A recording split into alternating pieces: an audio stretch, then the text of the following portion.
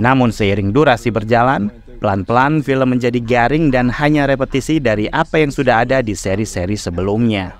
Green hanya memoles dengan gayanya, bahkan aroma Halloween masih terasa kental di beberapa bagian di film ini, agak menyebalkan memang.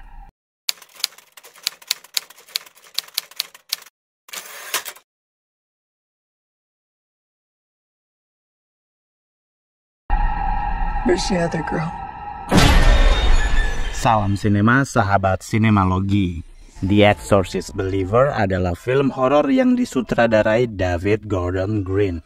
Film ini dibintangi Leslie Odom Jr., Alan Burstyn, Jennifer Nettles, Lydia Jewett, Olivia O'Neill, dan lain-lain. The Exorcist Believer bercerita tentang Victor Fielding diperankan Leslie Odom Jr. yang membesarkan anaknya sendirian karena sang istri meninggal. Pada suatu hari, sang anak Angela diperankan Lydia Jewett bersama temannya Catherine diperankan Olivia O'Neill hilang selama 3 hari di hutan dekat sekolah. Setelah berhasil kembali, keduanya dirasuki oleh entitas setan misterius.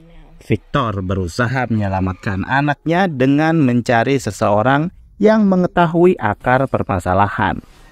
Salah satunya Chris McNeil diperankan Ellen Burstyn, yang diyakini bisa membantu karena pernah memiliki pengalaman yang sama.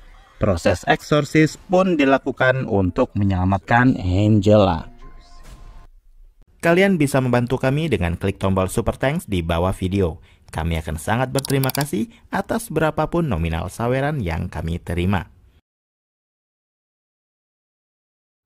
Sebuah keputusan yang wow banget saat mengetahui bahwa sutradara yang menghandle The Exorcist Believer adalah sosok entitas bernama David Gordon Green. Setelah mengobrak-abrik marwah film Halloween dengan triloginya yang B aja itu, kini dia seakan diberi kesempatan sekali lagi untuk mengoyak-ngoyak artefak film horor legendaris Hollywood dengan caranya, dengan gayanya. Hasilnya pun sudah bisa ditebak, yaitu mayoritas penonton gak puas.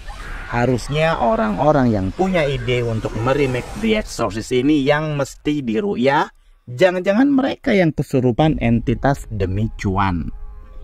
Film The Exorcist Believer tidak memberikan sesuatu yang baru, semacam pengulangan cerita, tentunya dengan alur cerita yang sudah dipermak sedemikian rupa.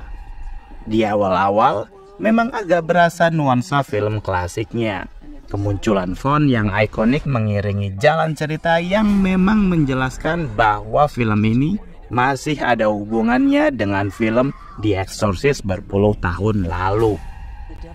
Namun seiring durasi berjalan, pelan-pelan film menjadi garing dan hanya repetisi dari apa yang sudah ada di seri-seri sebelumnya. Green hanya memoles dengan gayanya, bahkan aroma Halloween masih terasa kental di beberapa bagian di film ini, agak menyebalkan memang. Apa yang bisa ditawarkan Green di film ini? Memunculkan kembali sosok protagonis Ellen Burstyn sebagai Chris McNeil sebenarnya tidak menjawab persoalan apakah filmnya bakal menjadi bagus. Apalagi saat didapati fakta bahwa kembalinya Ellen Burstyn bersedia syuting bukan karena skrip bagus, melainkan karena lebih butuh. Dia sih sepertinya bodo amat, bisa jadi seorang David Gordon Green memiliki daya pikat yang luar biasa untuk mempresentasikan naskah The Exorcist Believer yang apalah-apalah hingga pihak Universal Studios setuju dan mengeksekusi. Yang lebih serem lagi adalah ternyata Green sudah menyiapkan 2 sequel untuk film ini. Ada banyak adegan yang membutuhkan penjelasan, namun tidak ada informasi apapun. Penonton diajak untuk lewat gitu aja, padahal kasus 3 hari menghilang namun dirasakan sehari saja oleh mereka berdua adalah sesuatu yang menarik. Hal ini mengingatkan saya pada kejadian klinik di kampung saya. Istilahnya dibawa kabur wewe gombel berhari-hari, namun bagi anak yang dibawa rasanya cuma beberapa jam saja. Hal-hal semacam ini yang kurang dipaparkan dan dilewatkan begitu saja. Malah Green sibuk dengan manuver editing yang sebenarnya B aja.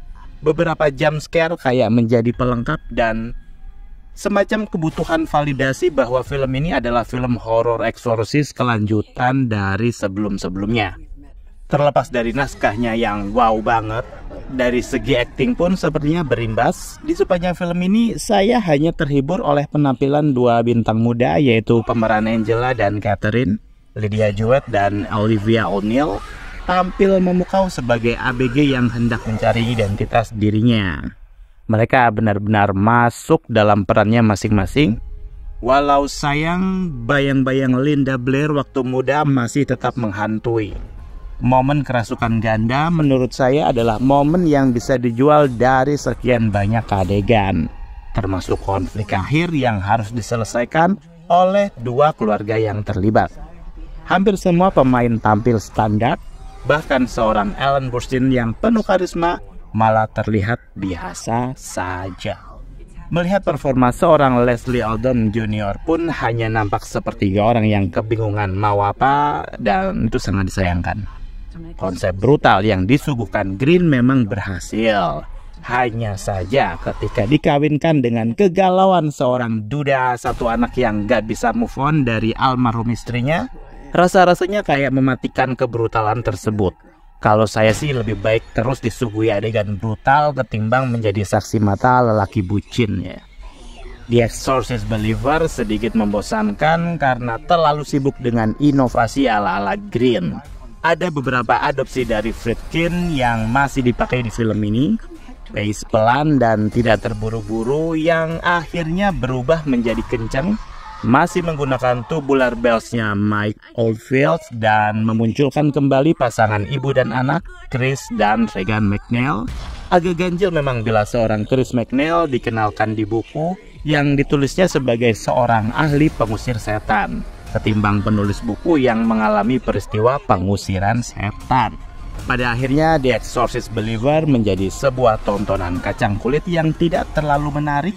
Paling cocok juga ditonton buat seru-seruan bareng bestie yang kebetulan habis diputusin pacar, biar nggak bengong dan ngelamun terus kesurupan. Serem juga ya. Demikian video reaksi dari film The Exorcist Believer yang sudah tayang di bioskop. Silahkan like, komen, dan subscribe kanal ini. Cek juga akun-akun media sosial Sinemalogi.